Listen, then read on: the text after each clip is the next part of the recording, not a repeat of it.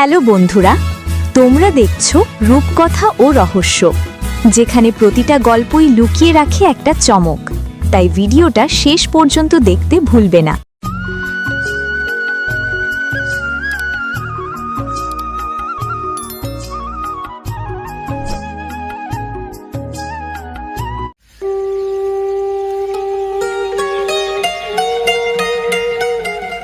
ওহ, বড্ড গরম পড়েছে আজ। যাই দেখি, ওই গাছের নিচে গিয়ে একটু বসি। আরে প্রতাপদা, তুমি এই রোদের মধ্যে মাঠে কি করো? কি করব বল, গায়ে হাওয়া লাগিয়ে ঘুরে বেড়ালে যে পেটে দুমুঠো ভাত জুটবে না রে ভাই।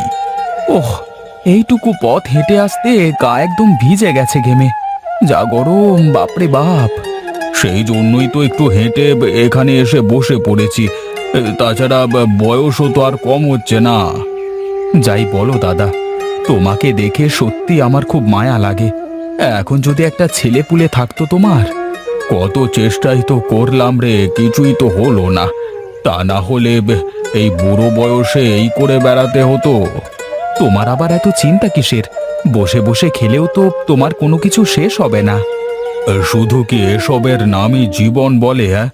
আসলে সবই তার লীলা খেলা। দুনিয়ায় কেউ গরিব, কেউ ধনী, কেউ কাঙাল, কেউ আবার দুঃখী।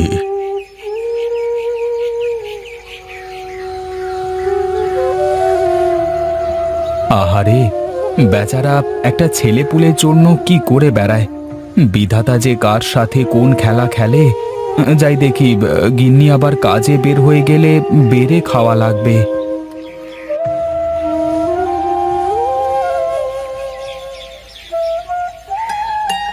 কই গো গিন্নি, কোথায় গেলে তুমি?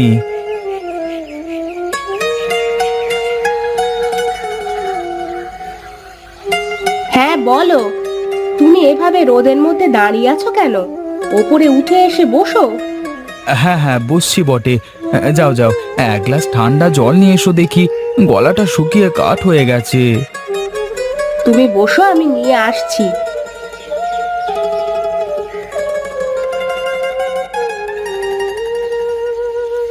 বাপ রে বাপ রে বাপ, রোদের কি তাপ! শরীর পুরো ঝলসে যাচ্ছে।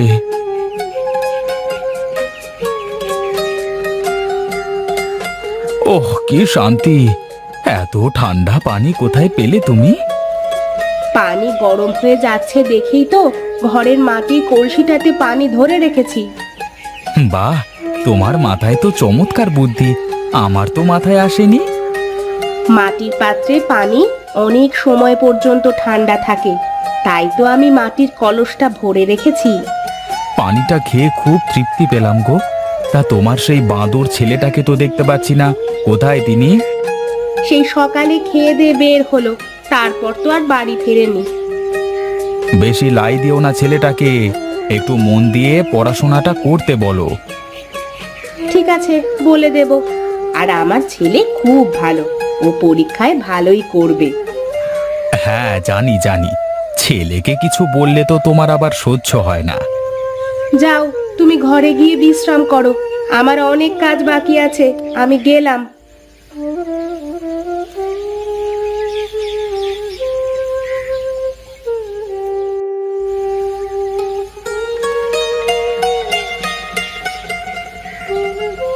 কি গো, তুমি এখনো শুয়ে আছো? ওগো, আমার না ভালো লাগছে না, কিচ্ছু করতে ইচ্ছে হচ্ছে না, সারাদিন তো শুয়েই আছি।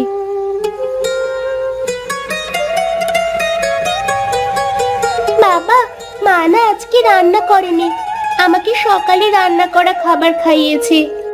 সে কি কথা, তোমাকে আসলে কিছুই বলবার নেই জানো তো।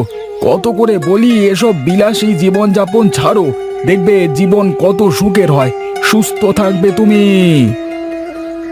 এই থামো তো তুমি, আমার কিছুই হয়নি, আমার কষ্ট বুঝতে হবে না তোমাকে। যাও, বাবা মেয়ে বসে একটু আড্ডা দাও, আমি রান্না করে দিচ্ছি।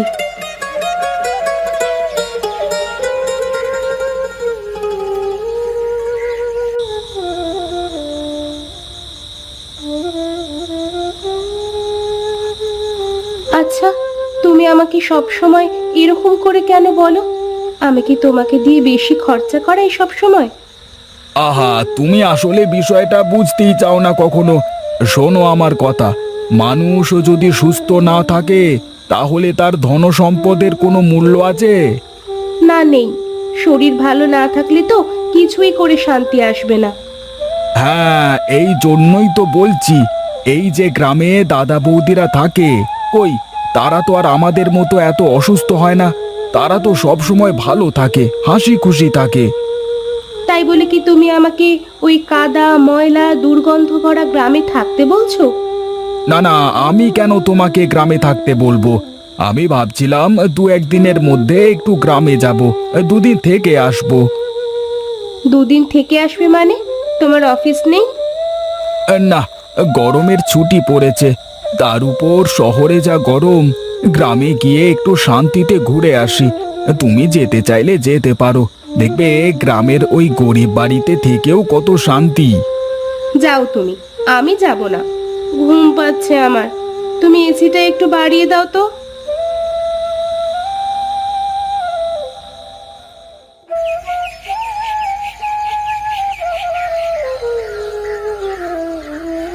ভালো করে মুরগিগুলোকে খাওয়াও গিন্নি, কালকে মোহন বাড়িতে আসছে।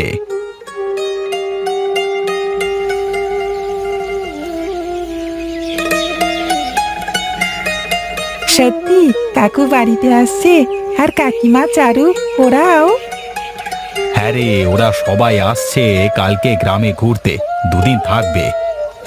হ্যাঁ, হঠাৎ কি মনে করে গায়ের কথা মনে পড়লো ওদের? তার উপর আবার আমাদের মতো গরিবের বাড়িতে। বড় লোকের বেটি তো আবার এসি ছাড়া থাকতে পারে না।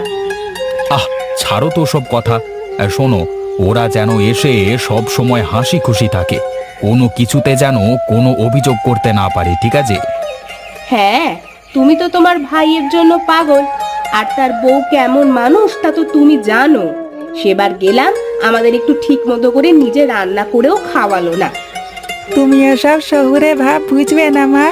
শহুরের মানুষ তো রান্না করবার থেকে বেশি কিনে খায়, তাই না বাবা? হ্যাঁ বাবা, এখন যাও তুমি, এই বড়শি দিয়ে পুকুর থেকে বড় দেখে রুই মাছগুলো ধরো, তোমার কাকু এসে খাবে।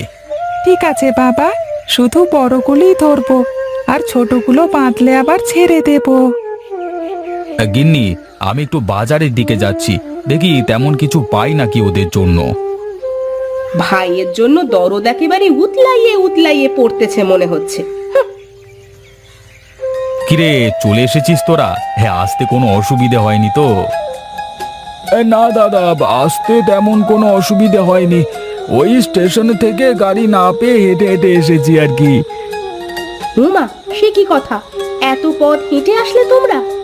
না না, ঠিকই করেছে। আরে কপাই বা পথ স্টেশন থেকে আমাদের বাড়ি। তোমরা কি এখানেই দাঁড়িয়ে গল্প করবে নাকি ঘরে যাবে শুনি? ও হ্যাঁ, আমি তো ভুলেই গিয়েছিলাম। এই কতদিন পরে মোহনকে দেখলাম, আর আমার চারুমা কেমন আছে? কোনো কথা বলছে না যে। আসলে ও নতুন জায়গায় গেলে একটু কম কথা বলে তো। শোন চারু, এটা তো আমাদের বাড়ি, মানে তোদেরও বাড়ি। চল এখন আমরা খেলতে যাই। না না না, এখন খেলতে যেতে হবে না। আগে একটু বিশ্রাম করুক ওরা, তারপর খেলবে। চলো, তোমরা সবাই ভিতরে চলো।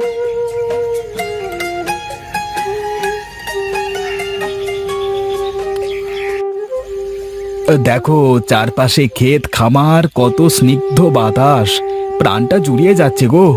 এই বাতাস কি তুমি তোমার এসির মধ্যে পাবে বলো? বাতাস তো ভালো লাগছে, কিন্তু গা তো ঘামছে, তাই না? এত গরমে গা একটু না ঘামলে কি হয় বলো? আর গা ঘামা তো ভালো, সুস্থ থাকতে হলে সবকিছুরই দরকার আছে। কিন্তু এসির মধ্যে থাকলে যে তুমি কোনো গরম টেরই পাবে না। আচ্ছা বলো তো, এই যে পুকুরের মাছ খেলে তাতে স্বাদ ছিল? হ্যাঁ, খুব ভালো মাছ। আমি তো পেট পুড়ে খেয়েছি। মুরগির মাংসটাও অনেক সুন্দর হয়েছিল। হ্যাঁ, শহরের কোনো মাছ মুরগি খেয়ে কি এমন শান্তি পেয়েছো কখনো? না, তা অবশ্য পাইনি। হ্যাঁ, এই জন্যই তো বলছি যে প্রাকৃতিক সবকিছুই সুন্দর। এই যে দেখো না, দাদা বৌদি গ্রামে থাকে, তারা কত সুস্থ সবল, কত হাসি খুশি থাকে।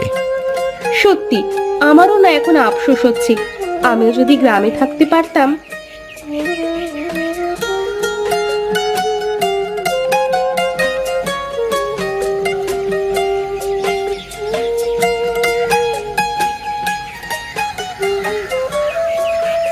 আর কিছু লাগবে তোমাদের এখন? না বৌদি, আর কিছুই লাগবে না। কিন্তু আগে বলো তো, এত ঠান্ডা জল তুমি কোথা থেকে নিয়ে আসলে? হ্যাঁ দিদি, বলো না। ফ্রিজের ঠান্ডা জল খেয়েও তো এমন তৃপ্তি মেটে না। আমাদের কলের জল মাটির কলসে রেখে দিলে এই রকম শীতল থাকে সব সময়। বাহ, তাহলে আর ফ্রিজের কি দরকার, তাই না বলো? তোমরা কথা বলো, আমি একটু আসছি।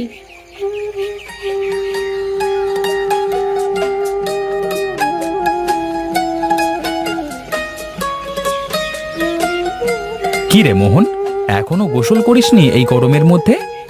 না দাদা, ভাবছিলাম একটু পরে করব। তাহলে চল সবাই মিলে পুকুরে একসাথে গোসল করি। পুকুরে বেশ সুন্দর ঠান্ডা পানি। হ্যাঁ, ঠিক বলেছো দাদা, অনেক দিন হলো পুকুরে গোসল করি না। হ্যাঁ, আরে গরমের মধ্যে পুকুরে গোসল করবার যে কি মজা! কি মজা, কি মজা! আমি পুকুরে গোসল করব। হ্যাঁ চলো রাধা, পুকুরে গোসল করে দেখো, তাহলে আরো ভালো লাগবে।